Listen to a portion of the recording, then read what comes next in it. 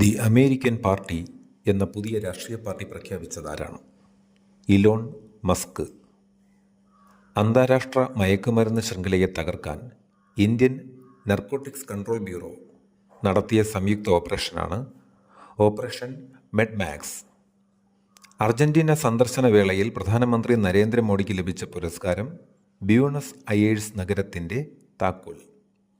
Argentina സന്ദർശന വേളയിൽ പ്രധാനമന്ത്രി നരേന്ദ്രമോദിക്ക് ലഭിച്ച പുരസ്കാരം ബ്യൂണസ് അയേഴ്സ് നഗരത്തിൻ്റെ താക്കോൽ. അഫ്ഗാനിസ്ഥാനിലെ താലിബാനെ അംഗീകരിക്കുന്ന ആദ്യ രാജ്യം റഷ്യ. കോടതി മുറികളിൽ ഡോക്ടർ BR അംബേദ്കറിൻ്റെ ചിത്രം നിർബന്ധമാക്കിയ സംസ്ഥാനം കർണാടക. പുരുഷ ജാവലിൻ ത്രോയിൽ ലോക റാങ്കിങ്ങിൽ 1-ാം സ്ഥാനം നീരജ് ചോപ്ര. സംസ്ഥാന സർക്കാരിൻ്റെ സ്വദേശാഭിമാനി കേസരി മാധ്യമ പുരസ്കാരം ലഭിച്ചവർ: 2021 പുരസ്കാരം KG പരമേശ്വരൻ നായർ, 2022 പുരസ്കാരം ഏഴാച്ചേരി രാമചന്ദ്രൻ, 2023 പുരസ്കാരം N അശോകൻ.